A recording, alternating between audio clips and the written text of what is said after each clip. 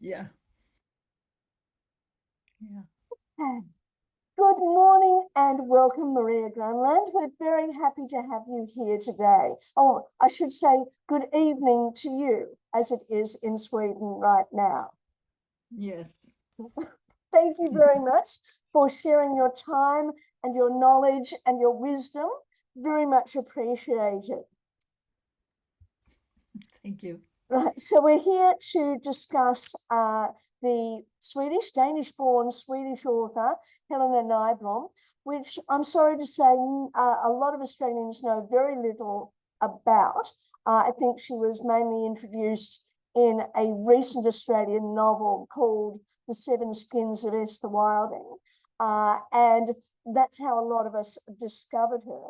And thus we move into the Australian Fairy Tale Society exploring her story, The Queen's Necklace. But of course, you know so much more about Helena. So can you just introduce us to what's so good about Helena Nyblom as an author and what are your favourite Nyblom stories and why? Yeah. So let's see. I will answer your question, but I can't see you. I just lost Oh, your I'm icon. sorry. Um, So, uh, I mean, Helena, can you see me? I can see you. You can see me. So, okay. I listen and I will I'm speak. so sorry. Yeah. What else can we So, do? what is so good about Helena Nyblom? Yeah. What to say? Um, I mean, for me, she's a wonderful storyteller, right? Uh, I mean, she is what we call an um art writer, storyteller. Excuse me for my English now, but Oh, I no. mean, she is very much inspired of the folklore. Right. Uh, I mean, she was living in a time like she was born 1843 and she died in 2026, so it will be 100 years since she died. And her stories, her fairy tales, they started to come a little bit more to become famous about 1895 and forward.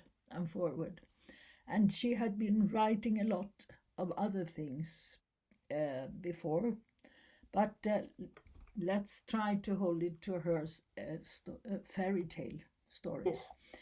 Yes. What is so special with her is that she she was born and raised by her father was an artist and also an art professor later on in Copenhagen, and he showed her all Europe when she was 18 years old, and he explained all the big artists, painters, and he explained everything to her um, about art. She was also a very good musician herself, and from her mother she got a lot of.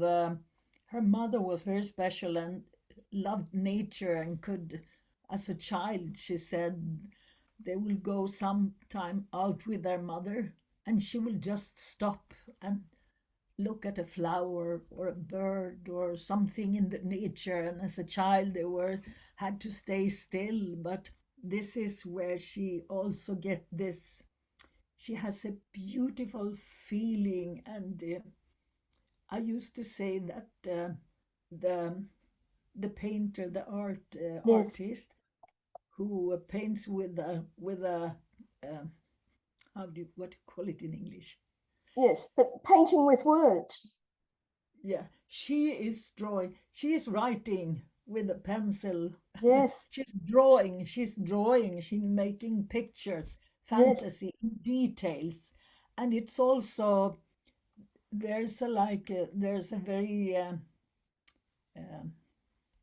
how you call it, spiritual way. She Yes. has a very spiritual way of um, in her fairy tales, there are so many dimensions. Mm, There is actually, uh, I shall yes. try to translate something that she's writing Oh, about her okay. uh, about fairy tales that I will have to work on it. It says about the the fairy tale. It has no time and no room. It can fly wherever it wants. It can give you overnatural strength. It can build castles in the um, Yeah, sky, yeah, and it can kick it down again yeah, after building it. And it specially, and it has the special thing is that it is connected to the deepest and most mystical in the soul of the human, in the human soul. That is why it's so lovely to write stories and fairy tales. yeah. Just beautiful. All Yeah. right. Yes, thank you for that. That's a beautiful introduction. Can I ask you just to give us a bit of context or background uh, to what she was writing? What was going on in Sweden politically and culturally at the time Nyblom was writing? Yeah, I think there were many different things happening. And I mean, uh, there was a lot of, I mean, the feminists were growing Yes, um, and fighting for women's right and to vote and to speak. It was still like middle class. Uh,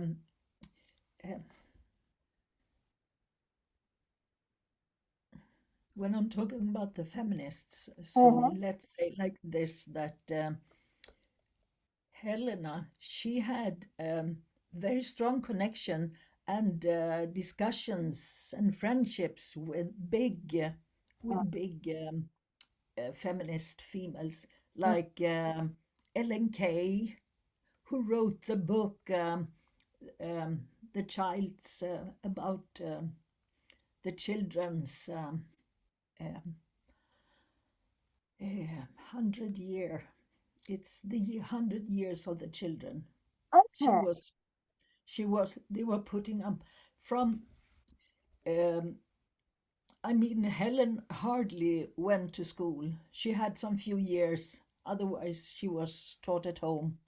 And in this time when she was born, maybe in the end, middle or in the end of 1800, it was like um, children, every children could go for school for like maybe 4 years in yes, Sweden.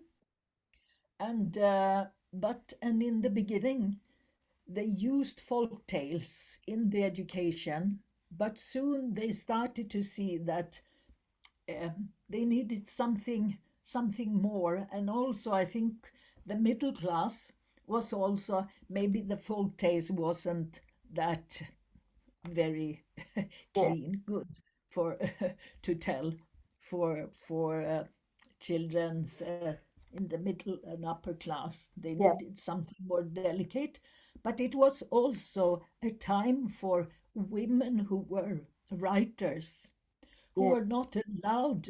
They were not.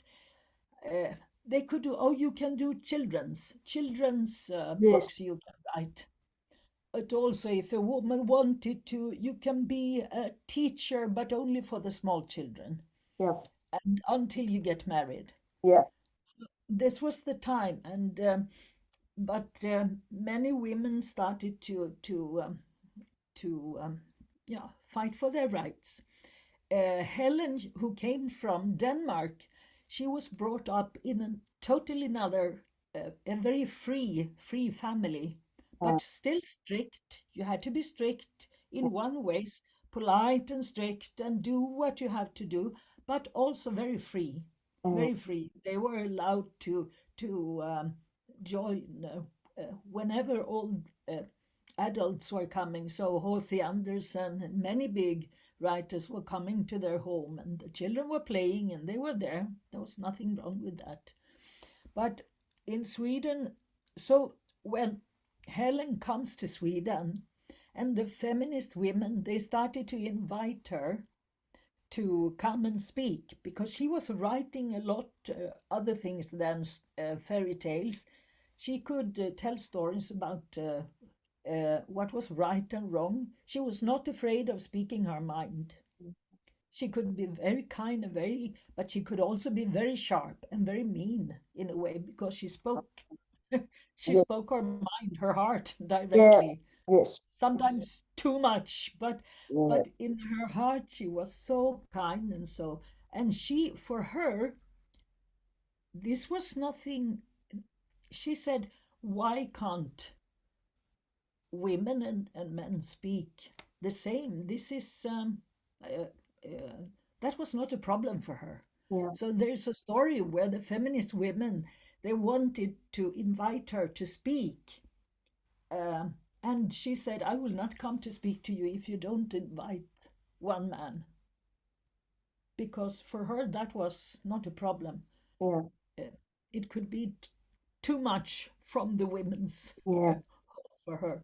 yes, So, but she's herself was suffering a lot because she was married to a professor in mm, Uppsala, and there, in this academic world, they were very. It was very strict, and the women there was. She explained. She tells when there were coffee, they had to invite people for coffee. She preferred to invite them with some wine and fruits and like that. But it cookies and coffee, and the women they had to sit like very little bit sad yeah, and serious and not say so much.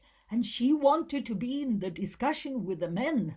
yeah, They were having the night where they were sitting drinking a Rome punch, Swedish yes, punch, yeah, and smoking cigar, and they were speaking about the big things in the world, the mm, art, the music, and everything. And she wanted to be there.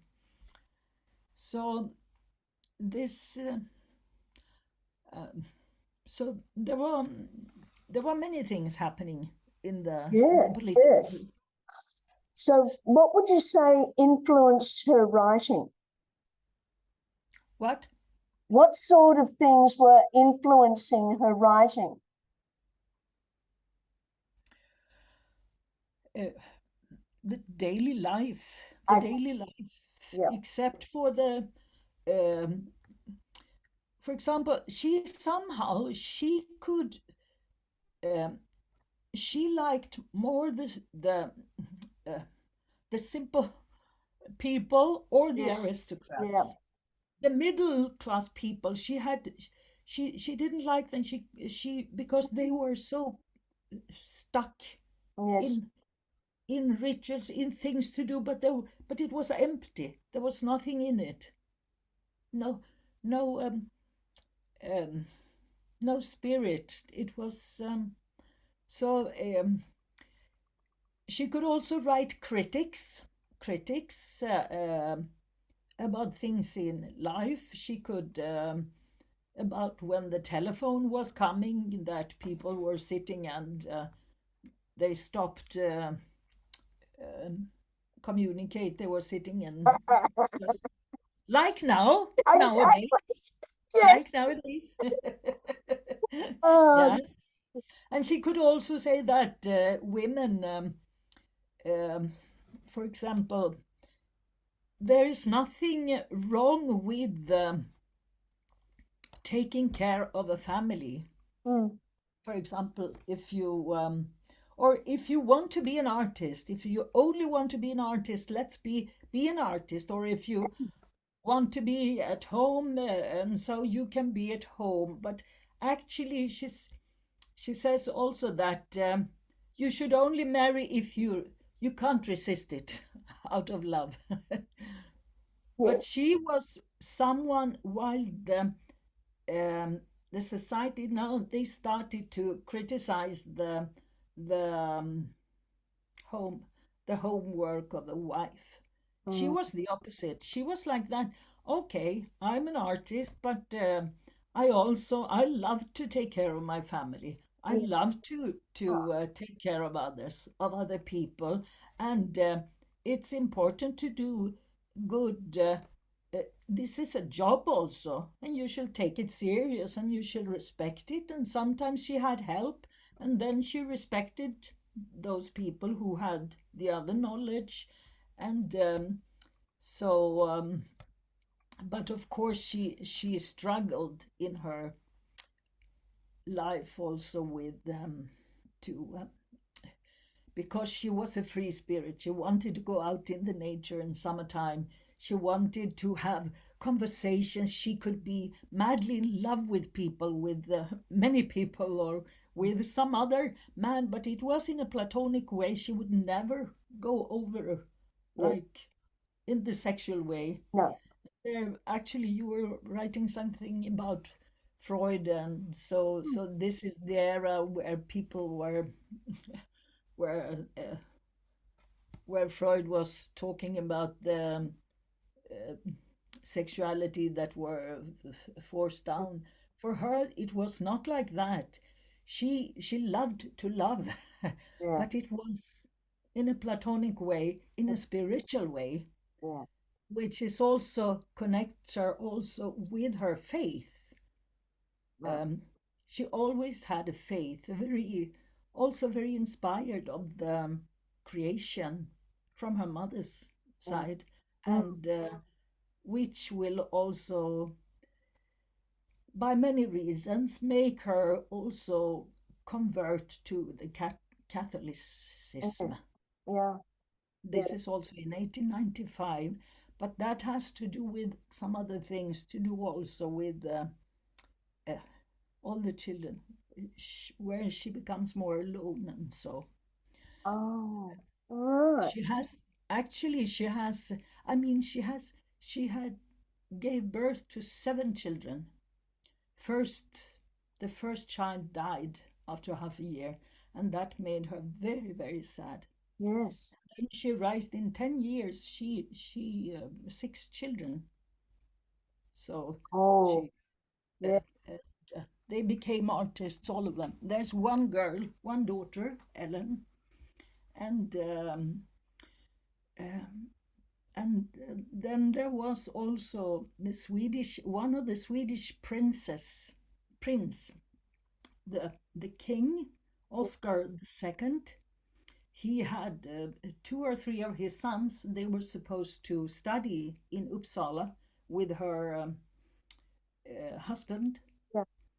and who was the professor there. And they were also allowed to join a family, a more ordinary family, not from the palace, Yeah. but um, a common family. Yeah. And Helena and Carl Rupert, her husband, that's where the family, where the princess could come and join, like like every child Yeah. could join, and especially the youngest, Eugene, who became a famous artist later. Ah, He, he and her, she was 20 years older than him, but they were so strongly connected, and she helped him a lot. She learned him, she taught him so much about art, and he became like her second mother, where he could confess all his problems with, like when he became an artist, that he should be accepted among the other artists, mm, not like a prince, oh, let him come and be a company to us, but also um, um, his problem with the king didn't wanted him to become an artist, no. and he was struggling Yeah. just like she was struggling, what we can see in many of her fairy tales, struggling with freedom, with the formality, the home, what are you supposed, and also the longing for the freedom. Mm, This is a huge theme yes. in her fairy tales, and that is what they were having in common. Mm, So they were supporting, she was like supporting him, teaching him a lot, and together with her daughter and another artist, they had a secret quartet, they called it. They were gathering in the nature, and they were speaking about deep things and whatever it was, and especially out here where I live in this community, in the where they had their happiest moment in life. Both Helen and also the prince. He was making some famous arts from out here, and many of her fairy tales are coming from this area where I live. yeah. So, but this when Helen's daughter and this the other artist, they were getting married. So it was like even if the prince was happy for them, he also felt like he lost. He Yeah. this was another sacred family for him. Yeah. And the thing was now even Helen, who was an older woman, and Eugene, they couldn't stay connected as much Oh, now, yes. because it was like the daughter and the other art, it was like what you call them, uh, it was Chaperones. decent, but now it wasn't decent anymore Yes. to Yeah. for them to Oh, dear. so Oh, but so she was these are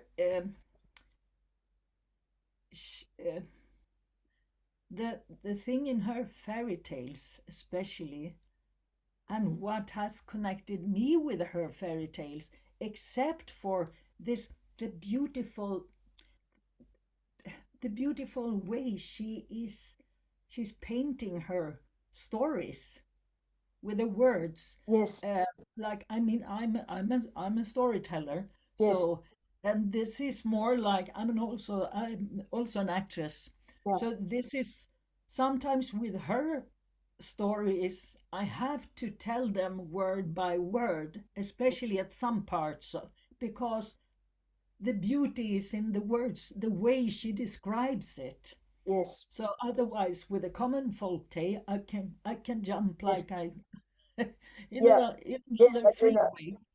Mm, Yeah. So but it's the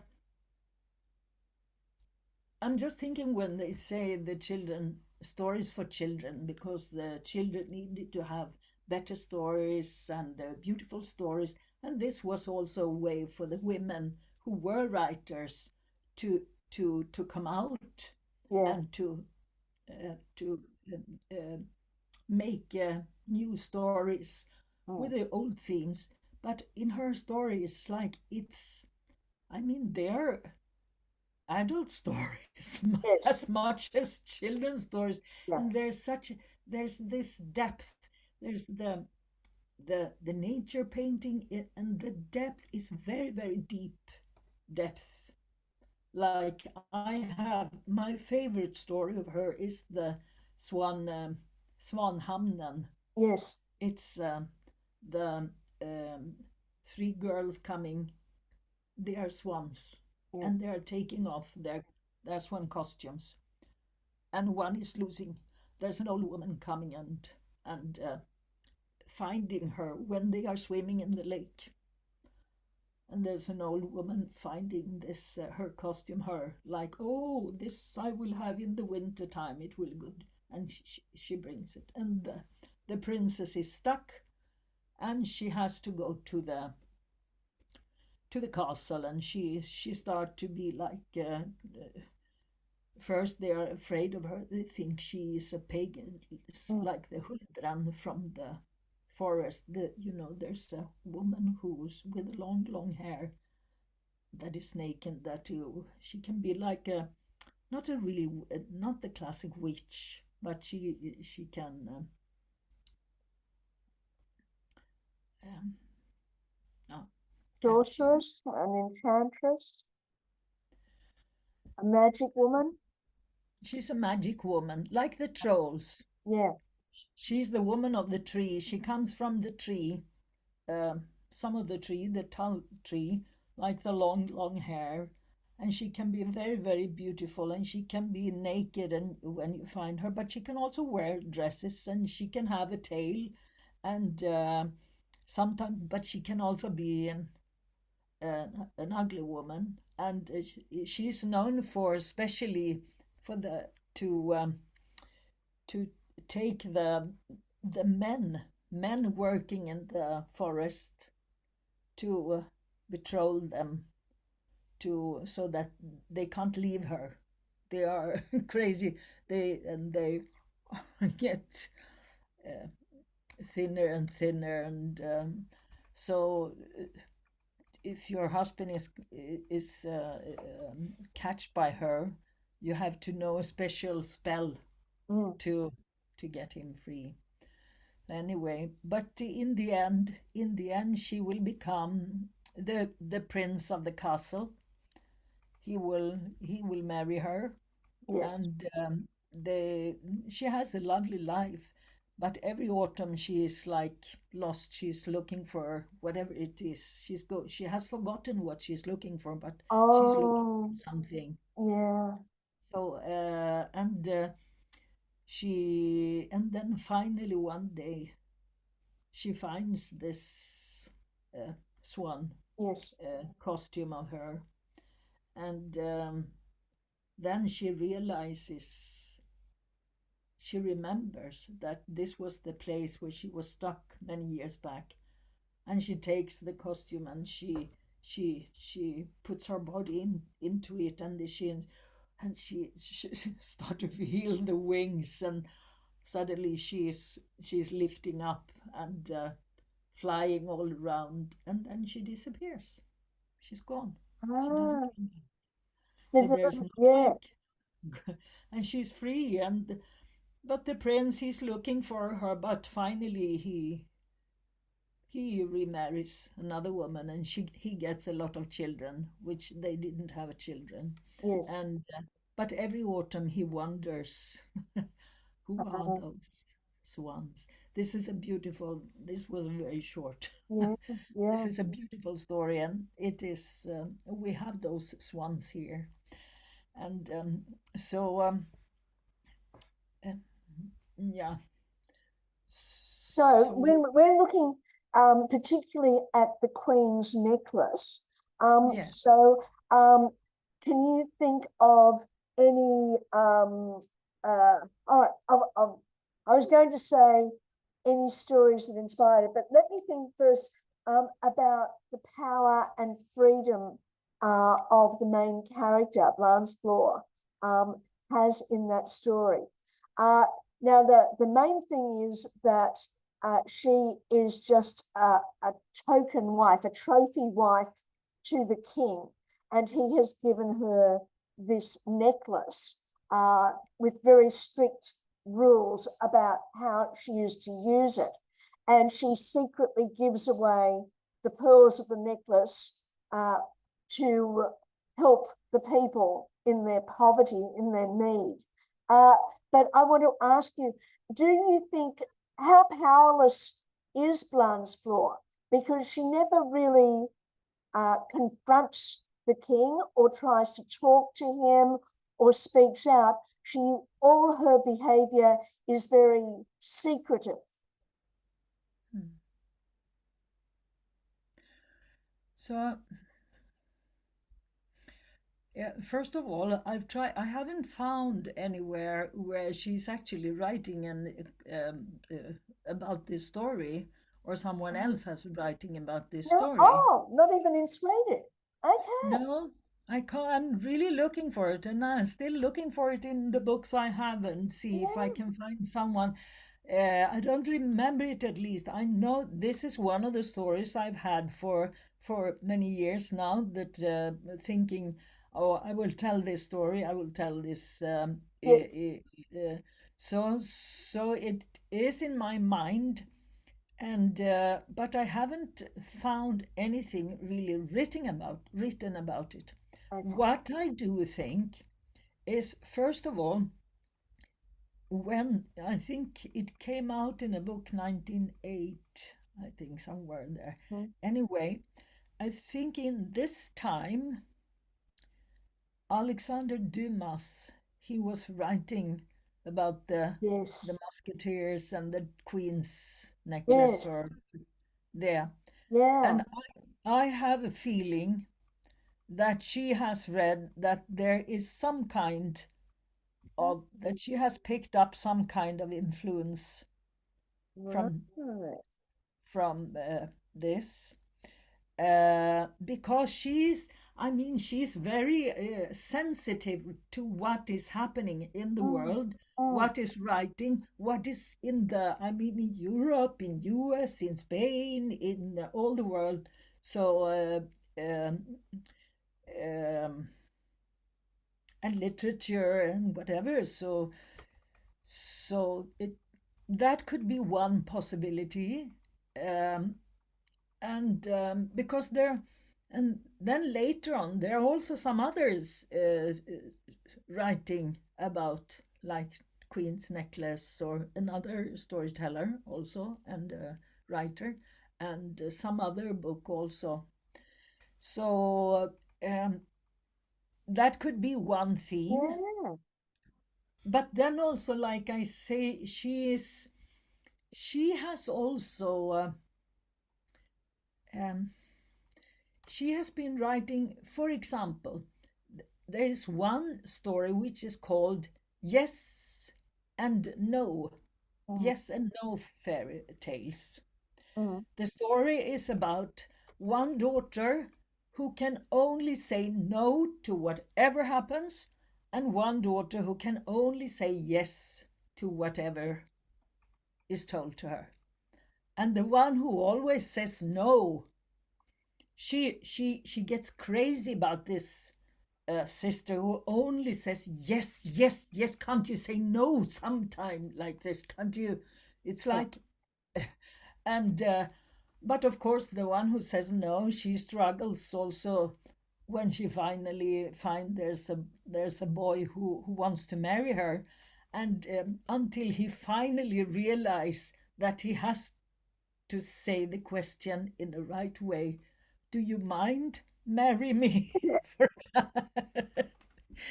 And then Yes. she's caught. So um, so there is always this theme of uh, I'm just thinking also about herself. She describes herself as being kind, and so, but she can also, like we say, if she's hurt by someone, she can be straightforward, but if she is hurt, she can be really, really angry. And her husband and her, they have passion, they are really, really angry, but they are also quick to forgive. Mm. But so the tales, there are also a lot of her inside her, the struggle of the time, of living the way, the life she wants to, Mm. and not because the world is constricted her. The society, she loves Yes. Sweden Yes. Yeah. in many ways, but the society is constricted her, and so. But then I've been thinking, the interesting with this anyway is that Uh, I also know that she was somewhere, she has been writing about, she hated those some castles in France, I think, where there were some cruel kings. So there is still this, like Marie Antoinette thing. Yes. Yeah. And also here in the owner of the castle here, he was a fanatic about, he was fanatic about Marie Antoinette. So, so he even built a house like the summer house Yes. where Marie Antoinette was a shepherd. So it's Yeah. so we have lots of these houses here around also, new Mm. build after that house that he made in the late 1890. So there and also this like give when the children are hungry, give bread, give some cookies, Oh, give yes, them yes. cookies to Let eat. them eat cake. Yeah. Yeah, Mm. small and Oh. yeah.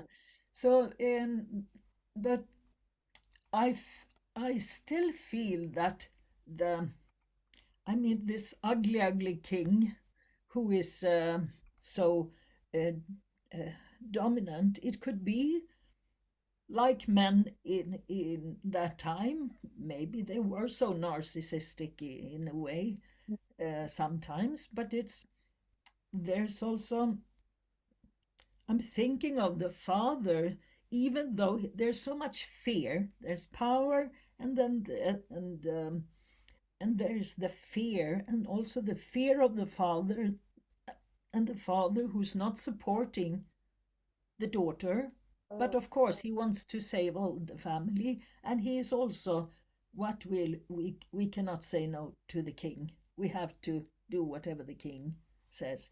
And she's also, I mean, the prince. She's she's quite close to the king, the palace of Sweden. Also, she has she can see a lot of things Yeah. from there too. But I think the interesting thing is when uh, she is like first she feels like she thinks she's a victim. She Yes. thinks she's a victim and she can't say anything and she can't go anywhere.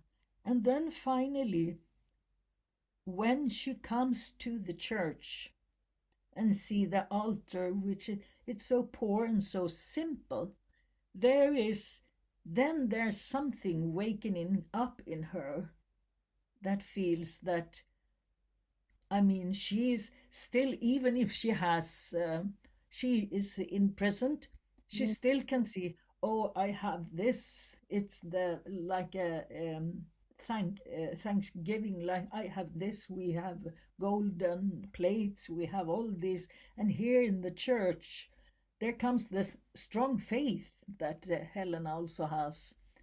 So she is giving the seven pearls, and there you have the Yes. seven number, magical number also, and from that point, she is actually something has started. She has the revolution has started. Now she has to start to lie or to be clever Yeah. to because to protect herself, but also so suddenly when she has to fix her hair in a way where hair is also like I mean it was to be when you are young you can have one kind of hair, when you're a married woman you should have your hair in that way, in another way, and like but she says, oh, I'm a queen, I can have I can let my hair down. Suddenly she's very strong in that way. Something has awakened in her, and and while she has started this, and the birds that are coming and knocking, and the bird theme is also like for me very. I mean, feathers, birds, like spirits, or like in the Swan Lake, there's the something. The old Norse goddesses, they also have this. Bird costumes. They could change into bird costumes. So there's something interesting in that comes in many fairy tales, like in Snow White. Yeah. There are birds and mouses helping out someone. There come some magical help is coming out, Mm. coming from somewhere, and she can't resist. She's following more and more. She's following her heart until until it all Mm. breaks. And there is the uh, and then she is ready to take the consequences, and also the young man who comes Yeah. to help her. He is also so. This is something with Helena also. She was also to have some the ethics of the, like she said, you can love a lot, but you are not supposed to take what you are not allowed to take. Uh, you shall not hurt someone. Mm. Um, it's it's what you call honor.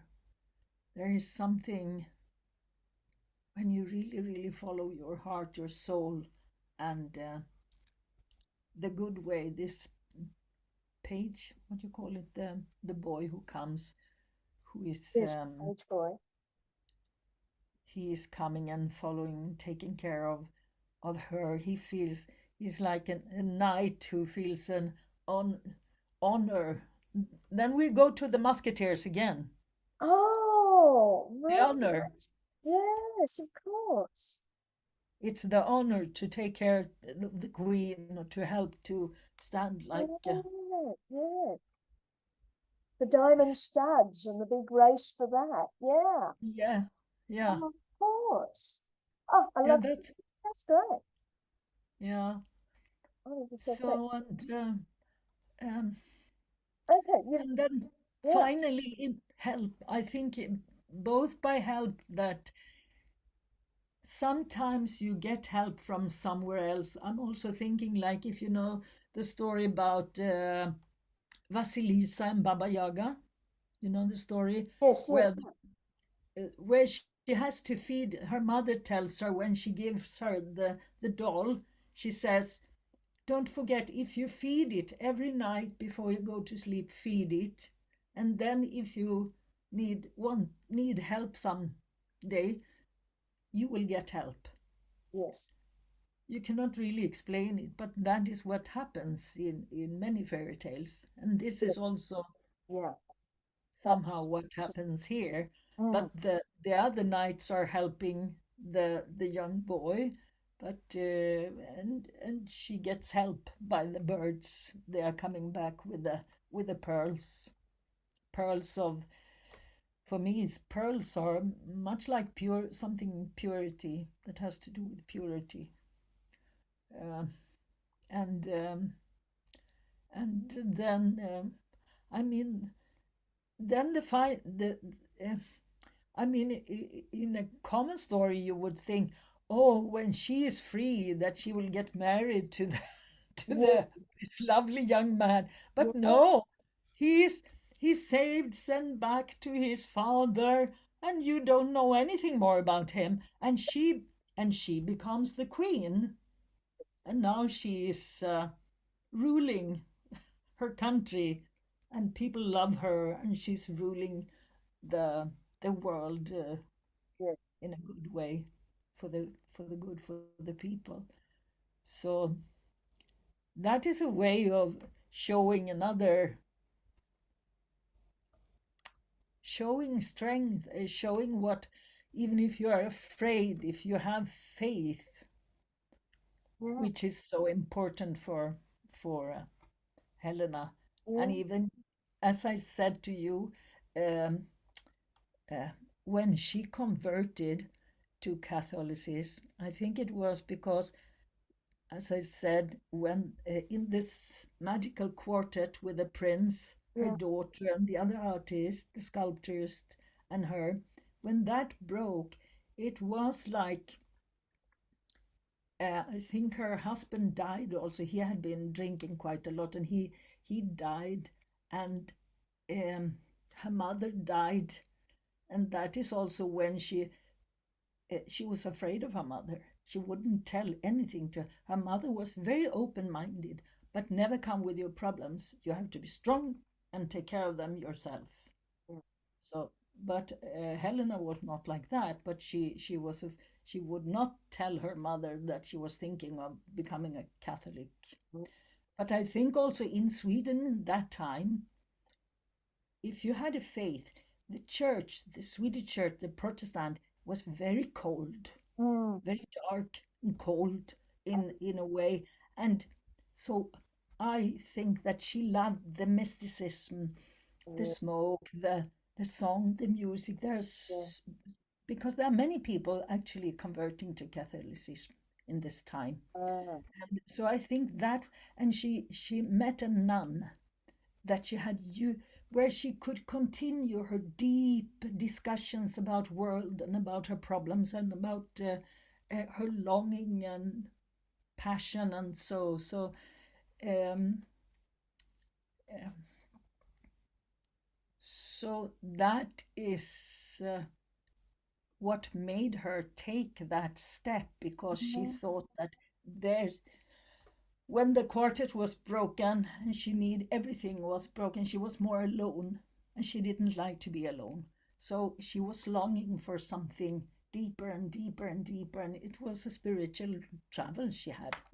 And then she didn't always found it the way she thought she would have found it in the Catholicism, but she continued to do to be. And she was very, very criticized in Sweden for converting. Very, very criticized, but she's stood up for it. mhm, mhm. That was a big deal. So, but back to the Queen. Mm. That I mean that. So the more I've been now, when you have been talking about the asking about the Queen's necklace, so I've really been thinking about this. How she the turning points from being afraid and a victim and thinking I cannot do anything, what can I do, and something happens that wakes up something, and then all of a sudden she has to take care of that, and she has to protect herself, and she has to lie in a way, but for a good cause. And how this how she becomes stronger and stronger and stronger, and suddenly she's there being a queen. And Yeah, that is actually a kind of a good story for young girls to know that you are not that helpless yeah, as you might think. yeah. It's fantastic. Thank you so much, Marin. You have done exactly what I hoped for in that you've taken a story that I thought was lovely, but couldn't quite get to, and you've opened it up for me so I can see just how amazing it is and what a strong spiritual story it is and what a coming of age story it is. So thank you very, very much indeed. I really, really appreciate it. Now, Thank I'm aware of time. Is there anything else that you want to say to me before I let you get to sleep?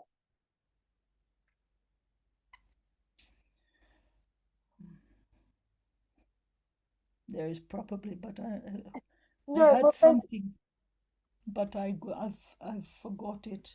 no, that's fine.